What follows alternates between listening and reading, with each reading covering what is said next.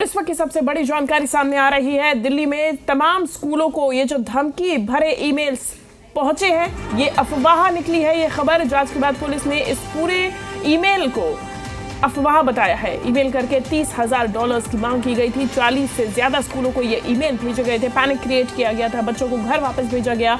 तमाम स्कूलों में पुलिस बल पहुंचा, बम निरोधक दस्ता पहुंचा और जांच के बाद अब ये पूरी खबर अफवाह निकली है। देखिए, ये कोई पहला मामला नहीं है। अगर 2024 की ही आप बात करें तो जनवरी महीने से इस प्रकार के मेल्स दिल्ली के स्कूलों में, अस्पतालों में, फ्लाइट्स में, एयरपोर्ट में मिलते आए हैं। तो सवाल यही खड़ा हो रहा है कि इस तरीके का पैनिक क्रिएट करना, इसके पीछे की क्या मंशा है। हालांकि इस बार जो मेल में डिफरेंस समझ में आया था, बीते दिनों जो मेल्स पहुंचे गए थे उसमें और आज के मेल में जो अंतर था वो ये था कि इस बार फिरौती की मांग की गई थी, $30,000 की मांग की गई थी।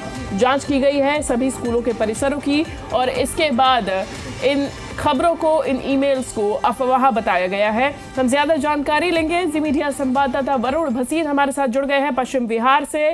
साथ ही साथ में हमारे साथ दीपक जुड़ गए हैं, इस वक्त मयूर विहार में मौजूद है।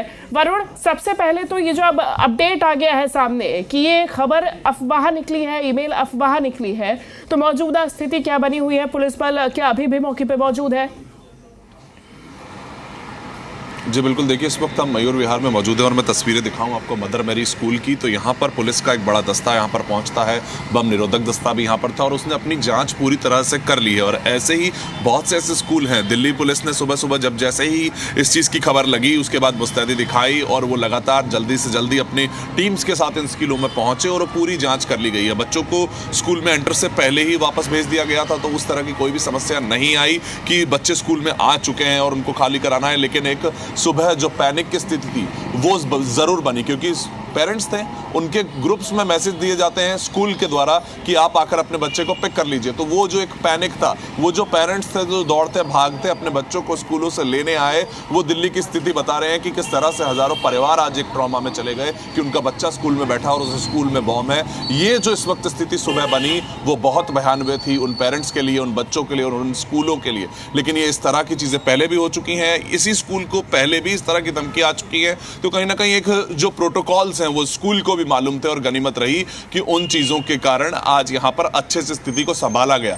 वरना ये स्थिति बहुत से जो 40 स्कूलों में से ऐसे बहुत से स्कूल हैं जिनको शायद पहली बार इस तरह की चीज़ों को फेस करना पड़ा। और उस स्कूलों में बहुत जगह स्थिति ऐसी भी हुई कि सड़कों पर पेरेंट्स अपने बच्चों को खोज रहे हैं कि कहाँ है हमारा बच्चा, क्योंकि हमें तो ये मेल भेजा गया है कि आप अपने बच्चे को पिक कर लीजिए, वापस ले जाइए। तो ये स्थिति खराब थी। पुलिस ने लगभग सभी स्कूलों में अपनी जो जाँच है वो पूरी कर ली है, लेकिन अभी ये कहना बहुत जल्दी होगी कि कहाँ पर किसने भेजा है, क्या है, इसकी पूरी जांच होगी। लेकिन इस मेल में पूरे में पैटर्न देखें तो आप इस वक्त हम मयूर विहार भी खड़े हैं, पश्चिम बिहार की भी दिखा रहे हैं, आरके पुरम की भी दिखा रहे हैं, यानी कि दिल्ली के सारे रीजन कवर हो जाएं। ये साफ तौर पे एक पैटर्न नजर आ रहा है कि ज्यादा 40 स्कूल हैं, दिल्ली में है हजारों स्कूल, लेकिन वो 40 स्कूल का अगर आप पैटर्न देखेंगे तो इस तरह से जियोग्राफिकली फैला हुआ है कि पूरी दिल्ली में अलग अलग जगह शायद वो कहीं ना कहीं सोच कर भेजा गया मेल था, जो कि अपने आप बता रहा है। हमने पश्चिम बिहार से लेकर आरके पुरम और मयूर विहार की सारी तस्वीरें दिखाई और इन स्कूलों में यही स्थिति बनी रही। और सबसे भयानक समय था उन पेरेंट्स के लिए जो जिनको ये मैसेज स्कूल की तरफ से दिया जाता है। 11:38 कल रात को ये मेल आ चुका था, लेकिन उसके बाद आज सुबह उन पेरेंट्स को बताया गया जिनके बच्चे बसेस से या फिर उनके पेरेंट्स छोड़ के घर जा चुके थे, उनको वापस से बुलाकर कहा गया कि आप अपने बच्चों को वापस लेकर जाइए। वो छोटे छोटे बच्चे वो सुबह के समय जब यहाँ पहुंचे तो वो एक स्थिति बहुत भयानक थी। बिल्कुल, वरुण लौटूंगी। दीपक, इसी प्रकार से पश्चिम बिहार में भी तस्वीरें हमने देखी है कि पेरेंट्स को मेल्स भेजे गए, पेरेंट्स अपने बच्चों को लेकर, वो मानसिक तनाव जो पैदा होता है इस प्रकार की स्थिति में, और अब तो ये नॉर्मल रूटीन होता जा रहा है। जैसे वरुण ने भी बताया कि बहुत से स्कूलों के लिए ये एक रूटीन प्रक्रिया, उनको पता था कि अगर इस प्रकार का मेल आता है तो क्या करना है, क्या क्या प्रोटोकॉल्स अपनाने हैं। क्यों ये रूटीन बनता जा रहा है, क्यों इन प्रोटोकॉल्स को अपनाने की जरूरत पड़ रही है? बीते 1 साल से हम बात करें, जनवरी से इस प्रकार के मेल सामने आ रहे हैं, लेकिन अभी तक इनके पीछे आईपी एड्रेस नहीं ट्रैक किया गया है, ट्रेसिंग नहीं हो पाई है, और इस बार तो मेल में $30,000 की भी मांग, लेकिन अफवाह निकली।